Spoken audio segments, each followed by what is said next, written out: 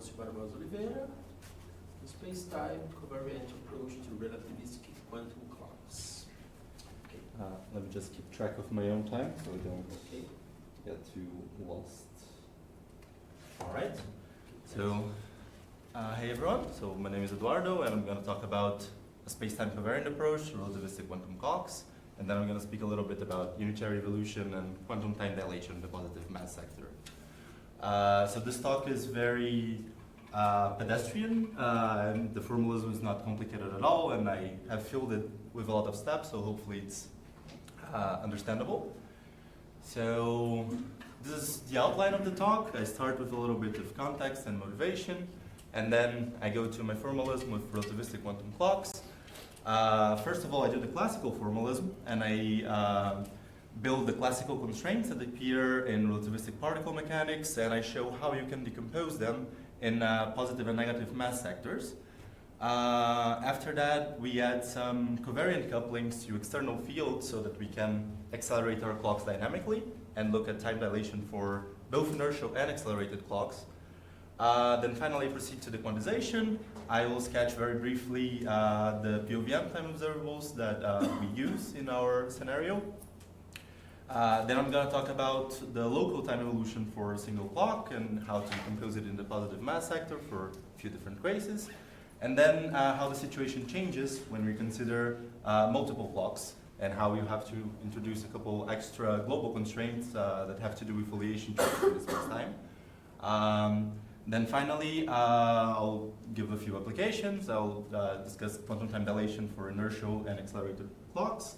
And finally, some conclusions and prospects. So to start with the motivation, well, I myself come from a gravity background, and we have this overarching question of how to merge relativity and quantum theory together. And in spite of decades of efforts, we still haven't been able to find a theory that is successful experimentally. But well, in the last, I would say, at least 10 years or so, people have been discussing and convincingly argue that even at arbitrarily low energies, you do need to take into account quantum effects of gravity to avoid inconsistencies between gravity and quantum theory. I just illustrate this with a couple thought experiments and then plans for real experiments. So this one on the right by Belenki et al. They consider two experimentalists, Alice and Bob, and Alice prepares her massive particle into a spatial superposition, and Bob, who's far away, tries to probe, tries to measure the position of Alice's particle by interacting gravitationally with it. And I'm not going to go into the details, but to avoid that Bob can acquire wedge path information at the same time as Alice can do an interference, a coherent interference experiment, you need to take into account quantum properties of gravity, such that it has quantized radiation, that gravitons could be emitted when Alice recombines her particle, and also that the field has vacuum fluctuations.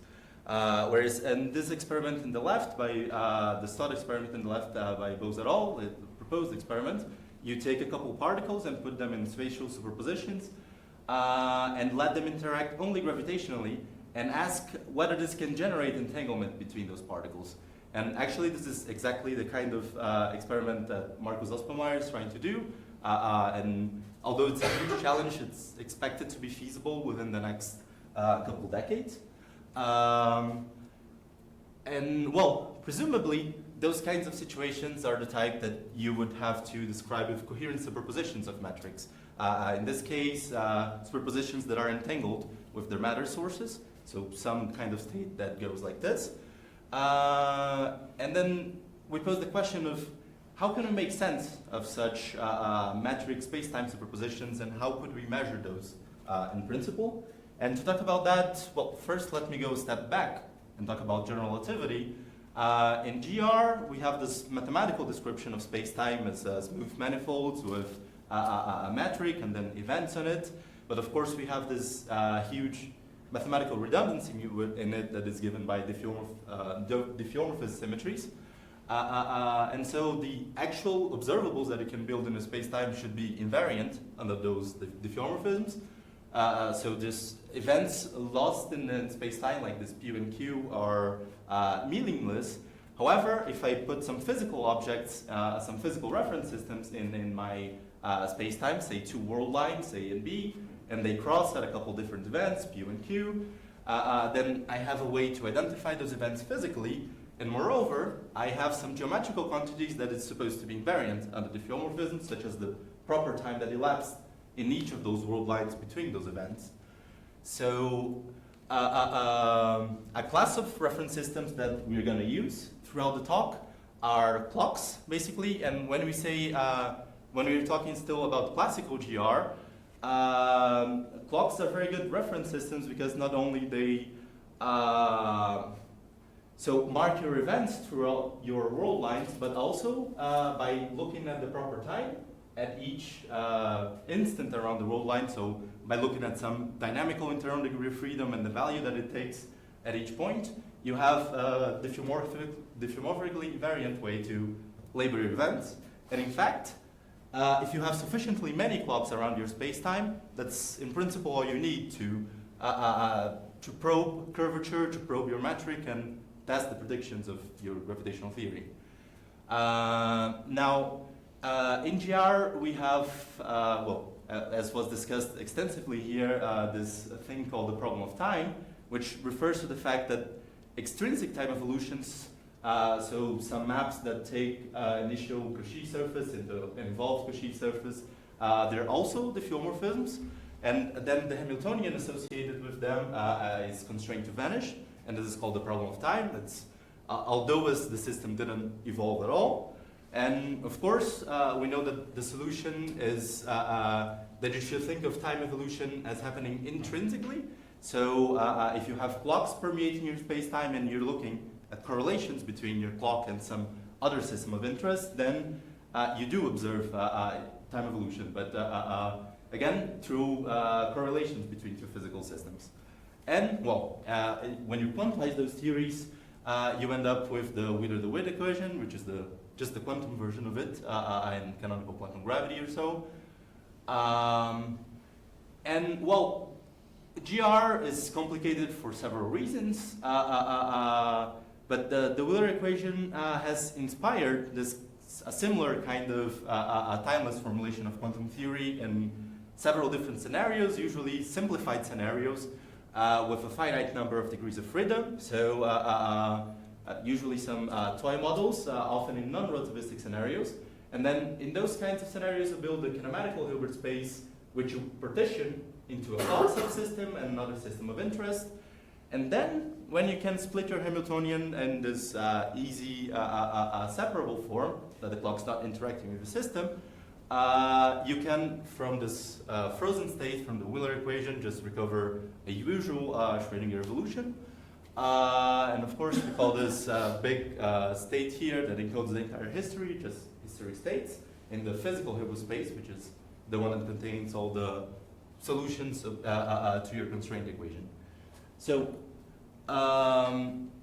the kind of system that we're going to use in our research are relativistic quantum clocks in first quantization, so particle systems, for which I will say they're point-like relativistic particles, and we're going to quantize their center of mass later, with some dynamical internal degree of freedom, but with a bounded spectrum. Here I have illustrated it with a two-level system. And we know that relativistic quantum mechanics has its limitations, but here I would like you to take it in a similar spirit as direct theory for a single relativistic particle, in which it can give meaningful predictions in a regime that both quantum and relativistic effects are relevant, but we know that it's supposed to have a limited range of validity. So let's talk about the theory. Starting with the classical theory, and we go on symmetries and constraints. When we are talking about the dynamics, the center of mass dynamics of relativistic particle, of course you could do it non-covariantly and obtain the correct equations of motions with that. However, we would like to do a covariant approach to it, so just we write our action like this, but this is the normalized for velocity. However, this description adds an extra degree of freedom. So we had positions just in the spatial sections. Now we have 4 positions and 4 velocities. Of course, these are not all independent. You have the 4 velocity normalization. However, if you treat the system naively and you treat those degrees of freedom as though they were truly independent, you might end up with dynamical equations that do not preserve the 4 velocity normalization.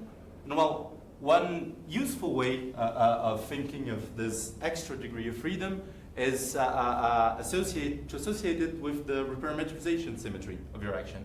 So instead of writing it in proper time, you can just rewrite it in any arbitrary parametrization. And now you define this new 4 velocity, this big U, which is no longer normalized. It's just it depends on this arbitrary parameter. So its norm is this arbitrary gauge function of time. And here we have isolated this arbitrary dependence into this gamma, basically a rescaling function.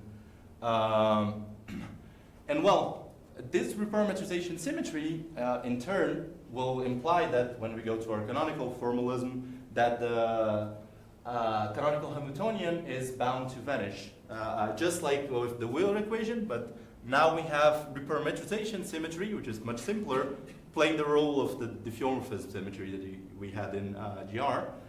And for a free particle, for example, this Hamiltonian constraint just recovers the dispersion relation of the relativistic particle. Know that its momentum square is equal to its mass square. Everything is pretty much as it should. And let us just say that if we have multiple clocks, then the action that we get is just going to be, well, multiple independent clocks. Then the action that we get is just the sum of the individual actions. And since each of the particles has reparametrization symmetry, then each of these gives rise to an independent Hamiltonian constraint. So each particle has its own dispersion relation, which is a bit in contrast with non-relativistic Page-Wouters models, which have usually a single Hamiltonian constraint. But we'll come back to that later. Finally, when we add these internal degrees of freedom to our clock description, we have now both the center of mass and this internal variable Q. And for example, for a free clock, the action is just like the one that reads on the screen. And those covariance requirements that the action is reparametrization invariant will imply automatically that the internal energy of those dynamics is automatically incorporated into the clock's mass. So the new constraint also takes into account the internal energy. And well, just to speak a bit about the mass sector decomposition classically, we have this Hamiltonian constraint which is quadratic, both in momentum and in mass, internal energy. And one possible decomposition of this, guys, is to factor it into positive and negative mass sectors. In particular, if our mass is always positive, to satisfy this quadratic constraint, you basically have to satisfy this linear piece here. And this is going to be very convenient for us because each of those pieces is linear in the internal Hamiltonian, which is going to give exactly a Page-Wouters kind of form to our constraints. So at last, let me talk about covariant couplings. So we want our clocks now to be accelerated, but we want to do it dynamically, since for a quantized center of mass, we cannot prescribe a classical trajectory for them. And we're just going to put 2 requirements on those couplings. One, that they're space-time local, so the fields, the external fields that we add are only going to affect our particle in their position, and they're going to preserve reparametrization covariance. And as we will see, this restrains dramatically the kind of couplings that we can put in our theory. For example, a simple coupling is one with a scalar field. And here, when you add just this interactional arrangement, this G phi, due to reparametrization covariance, it has to appear kind of as in the same footing as with the mass and the internal energy. So it adds another dynamical contribution to our mass, this time position-dependent contribution.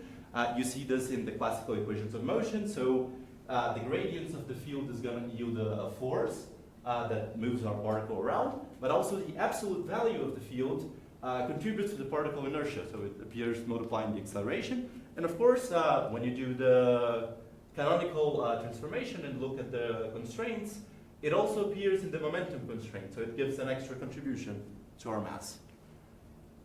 In contrast, if we couple our particle to an electromagnetic field, say we have a charge clock now, the vector structure of the field allows us to do this minimal coupling kind of term. So just the usual stuff that we find in electromagnetic theory. And this, unlike the scalar case, will not give a contribution to the mass. Rather, you just recover the usual Lorentz force. And the constraint that appears now is something that mixes with the momentum, essentially. You find this extra term with the momentum in the quadratic constraint. And well, classically, both of those theories you can decompose into positive and negative mass sectors. This is the one for the scalar field, this is the one for the electromagnetic field. And again, for positive masses, we only need to worry about the positive mass sector. So now let's talk about the quantization. Sorry, just to clarify, do you consider several particles, right? Consider several particles. Yes, this is just for one particle. For several, one you just add. Right, but do you consider that they interact with an external field and just with the external field, or do they interact amongst each other? Only with the external field. Okay. They're not, yeah.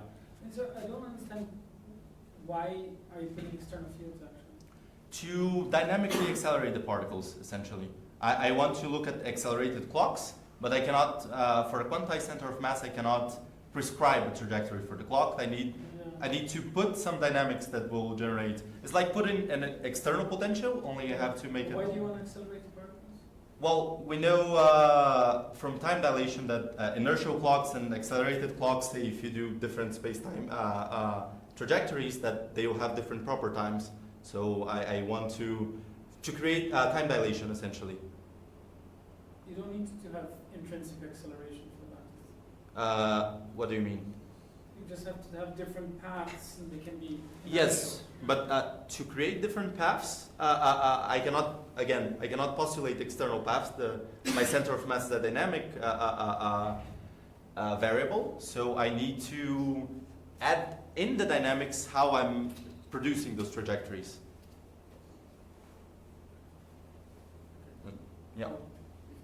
Yeah. So I'm going to talk about the quantization now. First, let me just briefly discuss the clock POVMs. It was already discussed before, so I'll just give a rough sketch. So first, looking at the internal degrees of freedom of our clocks. Most traditionally, the kinds of observables that are used in the literature are projective measurements, these PVMs.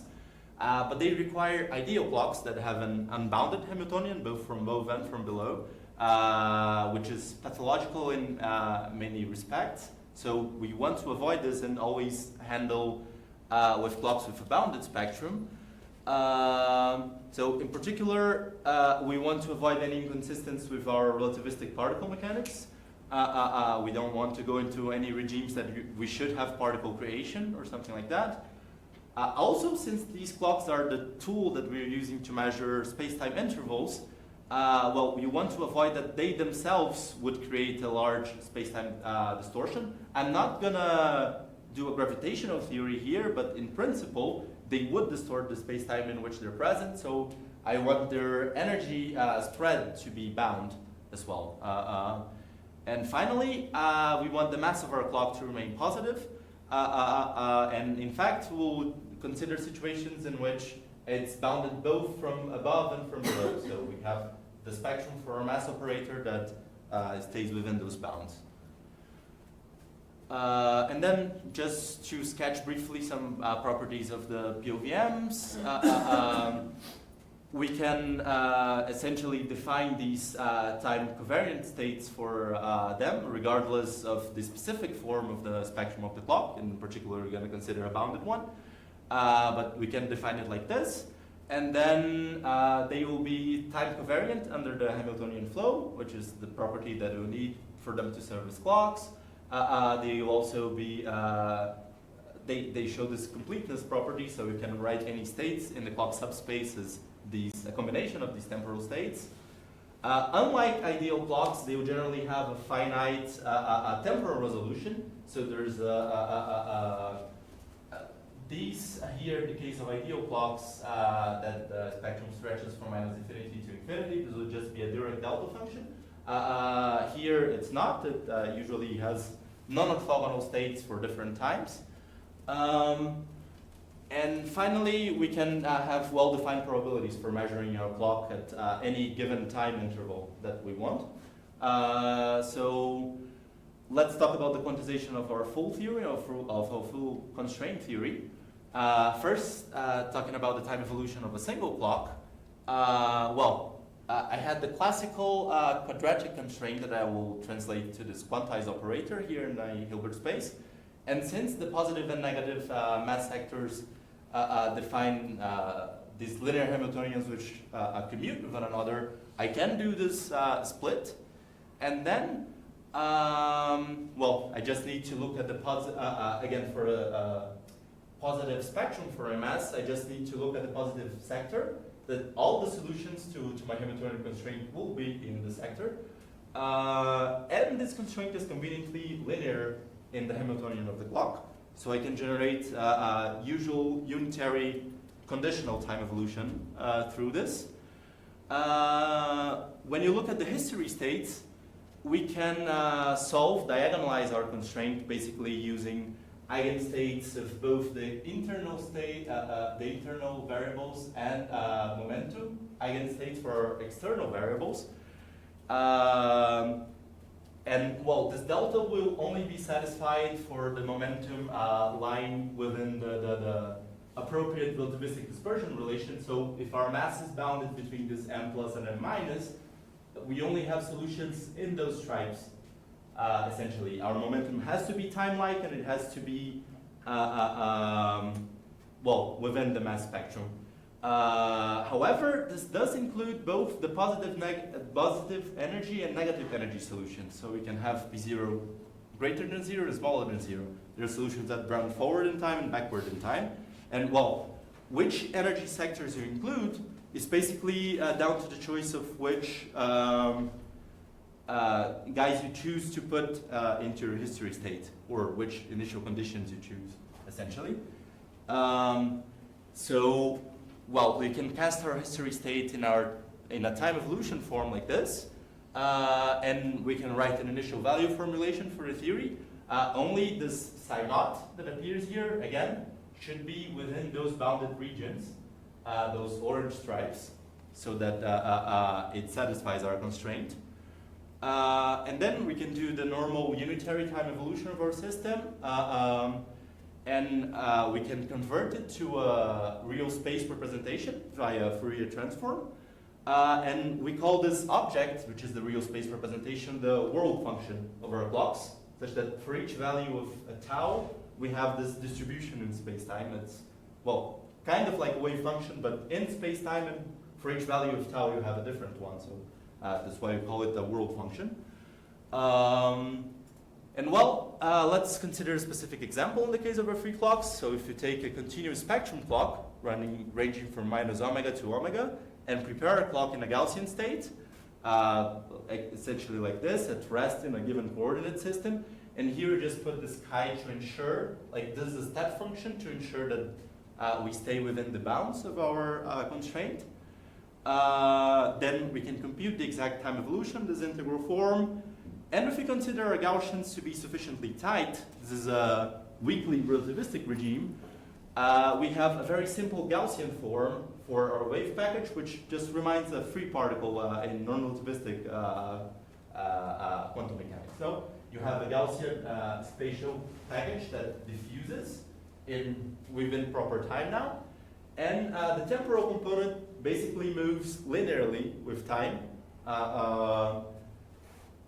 As you would expect, that as time goes forward, it's like your roll line going forward in time as you move the parameter tau, but now it's a Gaussian package that is moving uniformly.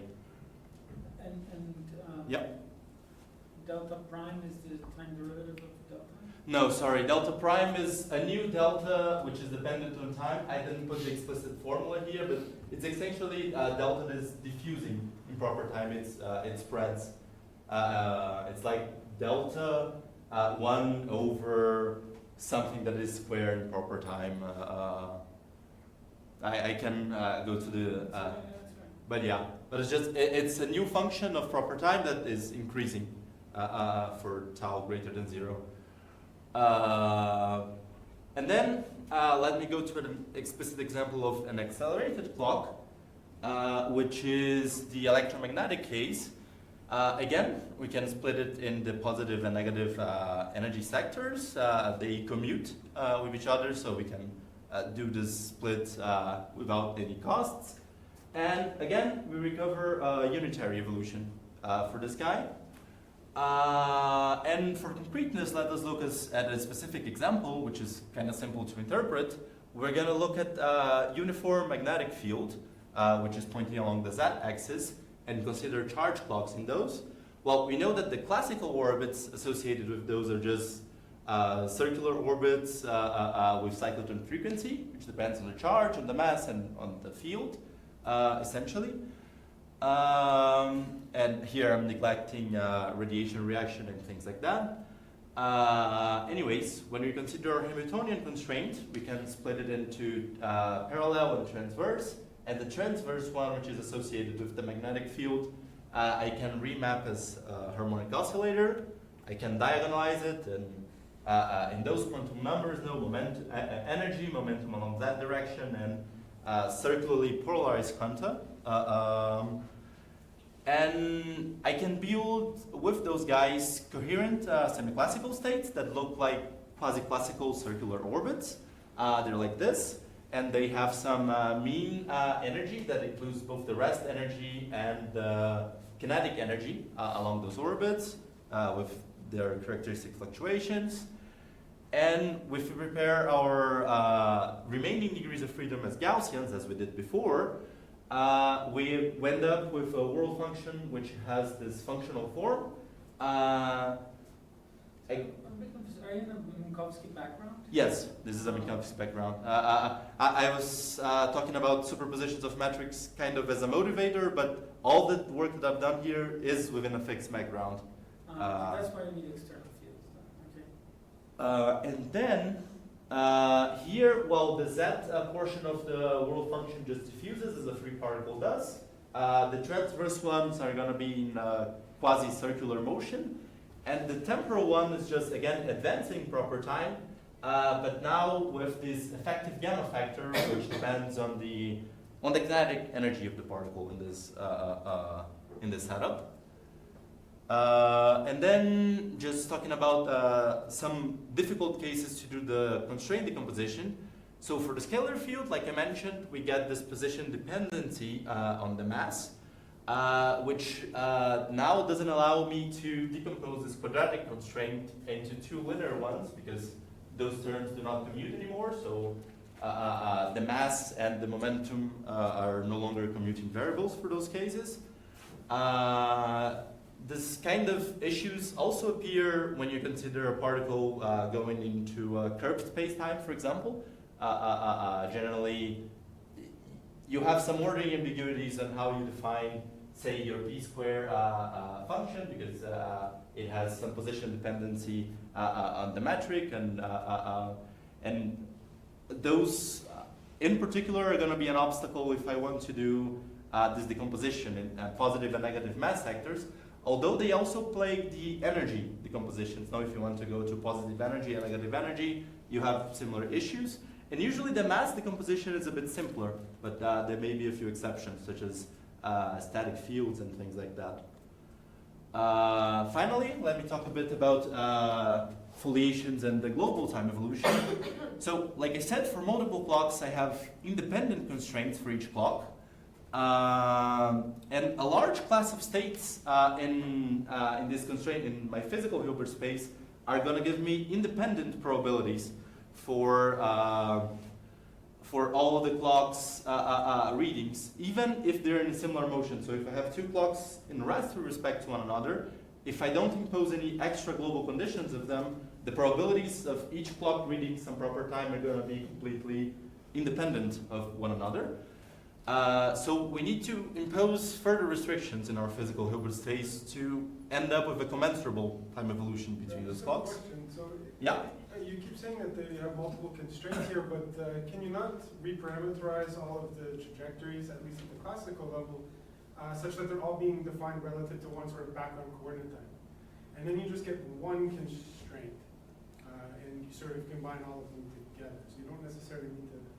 So I guess the procedure that I'm going to show is a little bit similar to what you're mentioning, but it amounts to imposing an extra global constraint. It's like, I guess what you're talking about is maybe doing affiliation before and then looking at the... Yeah, it's what Betty and I did when we looked at multiple clocks in this context. Yeah, so the thing that will do is essentially similar, but this seems like kind of an extra step. Like the constraints that come naturally from the classical theory are just the individual, the local ones for each of the clocks. So I just think naturally, then you'll be naturally is a dangerous word. You have a freedom to. Anyway, we can talk about that. Yeah, sure.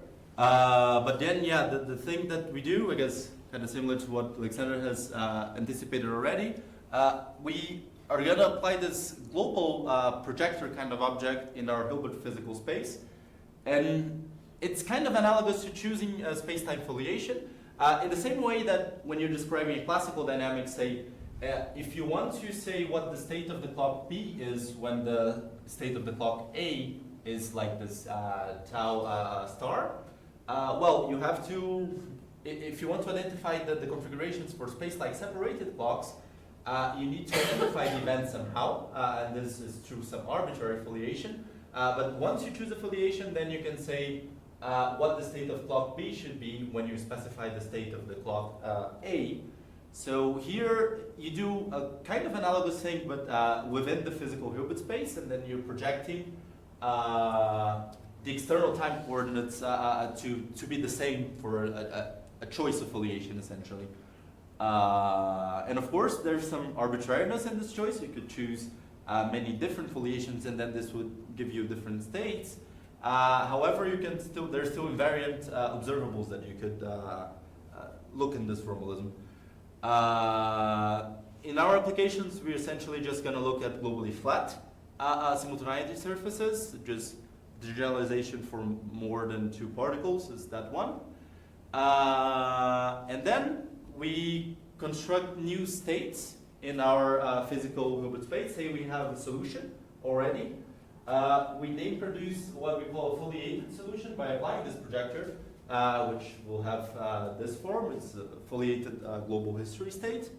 And then by doing that, we pick now a fiducial clock I, which we're going to use as the reference system, and a particular foliation. And we can write the global time evolution in this format. So given that clock I reads a certain time tau I, what's the configuration for the rest of the system for the remaining degrees of freedom? And then using those guys, we can compare two clocks along a given foliation again by these conditional density matrices. So we just take the partial trace on the remaining degrees of freedom, and you end up with this conditional kind of two clock readings, which, well, will be fully quantum operators that have the conditional probabilities and the diagonals and the quantum coherences. And, well, just to wrap up and finish, then our applications to quantum time dilation. First, we look at this formalism for inertial clocks. If we prepare both of them in the Gaussian states with rest with respect to one another, they're just going to yield kind of synchronous time readings with these conditional probabilities that are Gaussians in time, but they also have coherences between each other. So by off-diagonal terms, they also appear.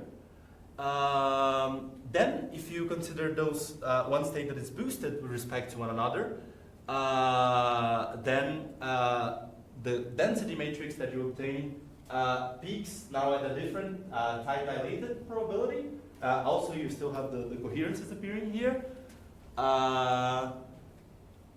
And just to give the classical picture of this, these peak probabilities match exactly the ones that you would get for classical world lines boosted with respect to one another. But again, you have fluctuations in the conditional probabilities, this variance, and also coherent variation. So you have the quantum coherences between those different two-time readings. And for magnetic clocks, we can do a similar case, doing two coherent states. Again, this is the two time functions. The conditional probabilities that you have here, again, peak for the same thing that you expect for the classical time dilation between those two clocks.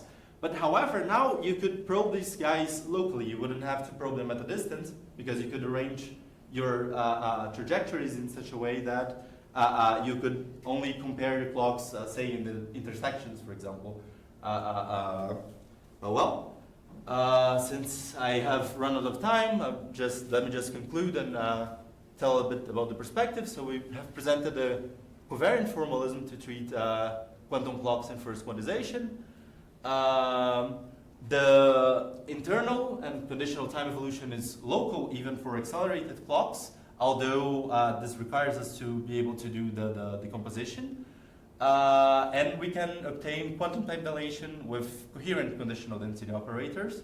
And in the future, we would like to test these guys like beyond semi-classical states, looking at coherent superpositions of them. We would like to see if there's some workaround to look at decomposition, say for the case of the Taylor field. And of course, ideally, we would like to actually use those guys to go to gravitational scenarios and look at superpositions of geometries. And with that, I thank you for your time and attention.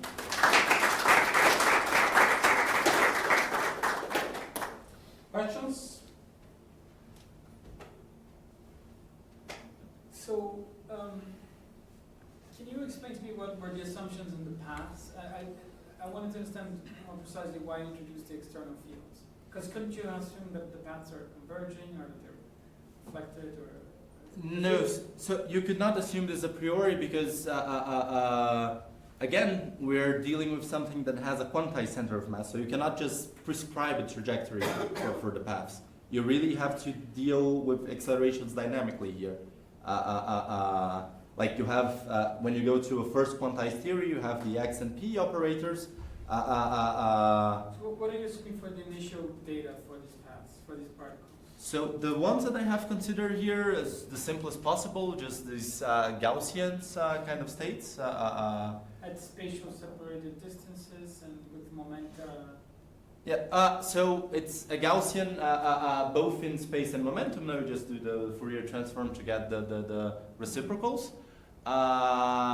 This first example, they're kind of together, and they're following kind of really in the same, overlapping in space and with the same rest momentum.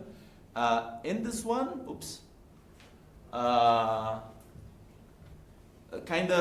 so it's two Gaussian packages that follow with difference in momenta. They overlap in the beginning instant, and then they follow different. Like this is just the classical world lines that would be analogous to it, but each of those has a Gaussian spread.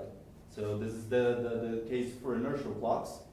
For the accelerated ones, again, the ones in the uniform magnetic field, I'm considering semi-classical states that go through approximate circular orbits, basically. So again, this is like what their average center of mass motion looks like the red line and the blue line. But yes, unlike a semi-classical theory that you would, for example, just quantize the internal degrees of freedom and prescribe a space-time trajectory, here you cannot do that because your position is a dynamical variable and a quantized dynamical variable. So to produce something like acceleration, you have to put it into the dynamics. So, and the way to do it covariantly is to put an external field. If it was non-relativistic, then you could put an external potential, for example. I don't know if that makes it clear. But couldn't you do something like this also in Schwarzschild, where you just have particles go, rotate around it and intersect again with rubber bands? So we have the difficulty here to treat gravitational cases due to the decomposition difficulty, that you have the metric that will now be inhomogeneous. However, if you could treat the situation just like that, again, you could not prescribe those trajectories, right? You could prescribe maybe some initial conditions and then let the things evolve dynamically. But in that case, it would be like a coupling with the particle propagating in a curved spacetime. No, then you would write the Lagrangian for a free particle, but within a Schwarzschild metric. And then the metric, I would argue, would be like an external field in this kind of approach. Okay. So, just to make sure I understand, so even in the case of a single particle, before you talk about the several particles, Yes. you have an internal structure, Mm-hmm. and you define the Page-Wooler's clock from that internal structure, Yes. right? But you don't make any strong assumptions about the Hamiltonian of that clock. Yeah, essentially the thing that will matter to me is the spectrum of the clock. I do assume that it's non-degenerate, essentially. Yeah. Given that it's non-degenerate, then the explicit example that I gave was with a continuous spectrum clock that is bounded from above and from below. But we have looked at, for example, two-level clocks or more complex systems. The thing that happens when you have discrete spectrum, for example, is that you get periodic time variables and. But my worry is that when you add this internal clock Hamiltonian, then you change the constraint as you showed, right? You get this extra term. Yeah. But the point is the mass shell constraint of the relativistic particle enforces that the particle is going on a time-like trajectory. Yes. So does that addition of this internal clock maintain this property, or could you violate somehow the... Yeah, it does. So the thing that I am always assuming here is that the mass spectrum of my clock is positive and bounded, essentially, no? So what I showed, in this slide here. So I always assume an internal Hamiltonian such that, well, the spectrum of my mass operator is positive, and that it's bounded from above and from below. And then, a couple slides later, the thing that we arrive is kind of like this. So the only momenta that appear in the physical history states, they're always time-like, and they are within this mass stripe, kind of. If you would allow your, well, actually, if you would allow your masses to be negative, you still wouldn't get any space-like momenta because, well, your original constraint is this quadratic one, and this is a positive operator regardless of whether you have negative eigenvalues here. So the ones for momentum that appear here must always be positive as well. So they must always be time-like. Can you show me again how this M is defined in the case that you have this internal clock? Well, for the quantized guy, it's just this one. It's just this little m times the identity and the internal clock Hamiltonian. So this is the m operator appearing here. How does that, in the classical theory, how does that come from the Lagrangian? In the classical theory, it's exactly the same, just it's not, it's this guy here. So again, it appears, well, this is the Lagrangian, and the guy that appears in your Hamiltonian constraint in your dispersion relation is exactly this little m plus this invariant internal Hamiltonian here. So this is the guy that naturally appears in the classical theory, and then that I'm quantizing as the clock operator. Okay. So yeah. Okay, Angela. Well, I'm not a specialist in quantum gravity as you do it here, but it looks like you did a lot of work, and to me it seems that you've done some quantum with the clock. Looks like quantum gravity to me. So I'm asking you that, is this quantum gravity, and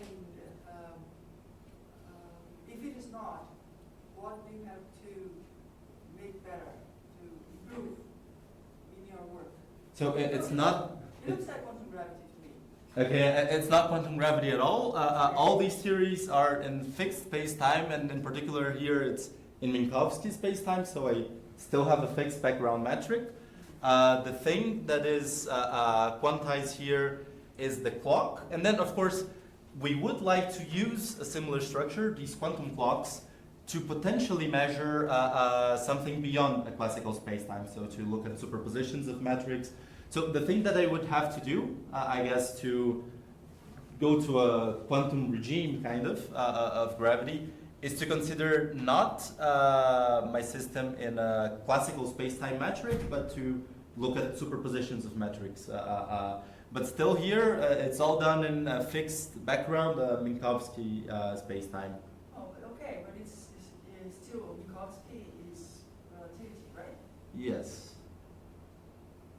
It's not general relativity, but special relativity. Yes. So it's your clock is quantum, right? Yes. Okay, but you say that this system is not quantum. So I have a classical space-time and then quantum systems living within that classical space-time. I would put it like this. But yeah, the hope would be that I could then promote the system to look at more general structures, for example, to look at superpositions of space-times, look at situations where I actually am considering gravity. But I haven't done that yet. I have only, but yeah, this kind of gives a hint of what kind of effects you should expect, you could expect in these low energy regimes of quantum gravity. One interesting stuff that you can do with these clocks is to use them, for example, to do some things with indefinite causal order. So you could do kind of violate temporal Bell inequalities with them, go to build and work with systems that you have operations that are not done in a specific classical order. For example, this could be useful to quantum computation or things like that. But still, I would say, I wouldn't say this is quantum gravity at all. Like, yeah. Because it doesn't have gravity, it's just plain Minkowski. Yes. Right. Uh-huh. And but you said that, well, your clocks, they obey a Gaussian distribution, right? Yeah, so I prepared them in Gaussian states. This is just a particular choice of states that. What would that mean for a real clock? I mean, I have a real clock here. What does it mean that it has some Gaussian function associated to it? So I have. Laboratory, I would say. Yeah, so I have prepared it in a Gaussian both in space-time. So it has really a Gaussian wave package in space and also in time because this is a covariant distribution.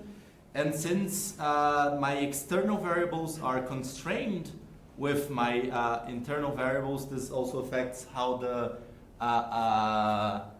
internal energy distributions are. So they should look Gaussian in a sense, but I would have to compute exactly what are the amplitudes for each, say, energy eigenstate to say what it would mean for the internal degree of freedom. But they're definitely related due to the constraint. When that wave function, does it refer to what? The clock or the system that the clock is? This is one clock that it's both the internal degree of freedom and the center of mass degrees of freedom. So it's that's the clock, right? yes, that's the clock. But then I look at time evolution by seeing how this is the next slide. How the center of mass degrees of freedom changes, for example, as a function of proper time. So here, the split clock system, what I'm calling the clock, is just internal variables, and then the system is the external variables. When I consider multiple clocks, for example, so the entire system that I consider in those conditional states, let's see, something like this. So this is the internal variable of one of the clocks, and then the rest of the system is all the remaining degrees of freedom. So the positions of this very clock, and the positions and internal states of the remaining clocks. Clocks? Yes. Other clocks? Sorry? You have other clocks then? Yeah, here it's multiple clocks, yes. Okay. So this is a semi-classical algebra, let's say. Would you say that? It's semi-classical? Yeah, in the sense that we have a classical space-time, yes. Well, my last, well, I would just would like to rephrase my question. Because Yes. I'm trying to think of a real clock. I have to build a clock. I have to build a clock with these characteristics. Okay. How should I build it? So you pick up some quantum system, say an atom, for example, which has different energy levels, and you have to prepare it into superpositions of energies, essentially, so that since each of the energies oscillates with different phases, looking at those phases allows you to look at the proper time that has elapsed, say for that atom or for a system like that.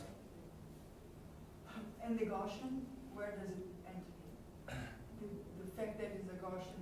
The Gaussian is how you prepare your clock. So say you have this atom that you can put in a superposition of energies. You want to prepare this atom, say in a superposition of different locations. Okay, the That's- overall distribution must obey a Gaussian distribution of Uh, the states. Is that what I mean? Yes, so but this is just a particular preparation of the clock states, and it's a convenient one to analyze time dilation. The Gaussian states are not necessary, they're just convenient. Maybe just No, to I clarify. just wanted to understand physically how would you prepare what you need Yeah. in our system. So I guess the way that I would think about it, if you had an external system that is, say, an experimentalist is preparing the system, the only way that I can think about is prepare the spatial superposition, as we know how to do in the lab, and prepare a corresponding energy superposition for your clock, say, in such a way that it remembers these Gaussian states in space-time due to the constraint that we had before. Maybe just what's special about the Gaussian states is that they're as close to classical states as possible. Yeah. And so when you do these conditional probabilities, you recover the classical time dilation between the clocks. And so that's what's special about these Gaussians. Sometimes if you pick the uncertainty, so it's symmetric in space and momentum, these are coherent states, and often regarded as the closest to classical possible. So what's special is when you compute these conditional probabilities, is that you recover the classical time dilation from them. Yeah, I was just wondering how could you build a clock that would do something like that, or any kind of clock. Yeah, so maybe you imagine your clock, like Laura said, with the Yeah. atom, and it has some internal degrees of freedom and some external degrees of freedom. And those external ones are in Gaussian. Yeah, that's right. Thank you. No. Okay, can I just ask a question? Yeah. So, you started by talking about reference frames and space-time, right? You were thinking Yeah, about physical reference systems, yes. physical reference systems, but did I miss an important aspect? Because it seems to me that you really here focused just on essentially on the intrinsic states for the particles. You didn't talk about the physical systems as described by the particles. So I would say that this is exactly what we're doing in this case, for example, that we have. This case, our full system is of course a very simple system, just a finite number of clocks in space-time. And then when you're describing evolution, you're looking at the proper time of one of those clocks, and then how the conditional states of the remaining degrees of freedom are. So, But where are the remaining degrees of freedom here? they're in this conditional state. Here, I see. here's the internal time of a fiducial clock that you chose to parameterize your evolution, and all the other degrees of freedom of your system, the proper time of the remaining clocks and their center of mass degrees of freedom, Okay. are encoded here. And that is unitary for the rest of the system. It will be unitary. It will be unitary as long as you can do this mass decomposition. For example, Even if it's accelerated arbitrarily. even if it's accelerated, for example, if it's accelerated by an electromagnetic field, then for sure. If it interacts, if it's propagating on a curved space-time, if there's gravity involved, then I can no longer do that decomposition in a straightforward manner, and I cannot make any strong claims about unitarity. The same thing goes for the case of the scalar field, that the mass of the clock has a dependence on position. In those cases, I can no longer do this That's what mass I guess, decomposition. So, yeah, so that you wouldn't get unitarity, right? By arbitrary. Yeah, so I don't know whether or not I would get unitarity. In principle way, I could get non-unitary things. But for example, for just a charge clock that is interacting with electromagnetic field, then even if the clock is accelerated, you expect a unitary evolution if it's interacting only electromagnetically. Even for the rotating one, Yes. you would expect its description of the electromagnetic state of the state as a whole to be unitary, Yes. according to this clock rotating. Yeah, exactly. It changes the Hamiltonian, but well, it's the form for this guy. Wait, this is just a single this is just a single charge clock, but the effective equation just for a single clock is this one. You know, I isolated to the left hand side the HC term that is here, and then the other terms commute with it, and you get unitary evolution for the rest. And then if you add more clocks or other systems, as long as their variables commute with the internal Hamiltonian of the clock, then yeah, you get unitary evolution. That's very interesting because, I mean, this motion is not inertial motion in Minkowski spacetime, and I would have expected, anyways, I would have expected unitary to hold for inertially moving clocks and, you know, related by Lorentz transformation. So yeah, okay. Yeah, so one of the main results is that yeah, indeed we can recover unitary evolution even for accelerated clocks as long as the field accelerating it doesn't mess with the internal energies, essentially. So as long as the clock is still conjugate to the Hamiltonian? It remains conjugate to the Hamiltonian. The thing is whether you can decompose and separate a linear Hamiltonian in the total constraint. No, yes, but what I'm saying is that in the Page-Wutter's approach, you will get unitarity as long as the clock is conjugate to the Hamiltonian. As long as the clock is conjugate. So there's the internal And Hamiltonian. there is no interaction between the clock. No, but here there is interaction. There is no interaction between clocks, yeah. So for example, so there's nothing coupling this HC term with any other terms, any other dynamic degrees of freedom. So Oh, with the field there is, right? With the so it doesn't couple with HC with the internal energy. It only couples with the center of mass.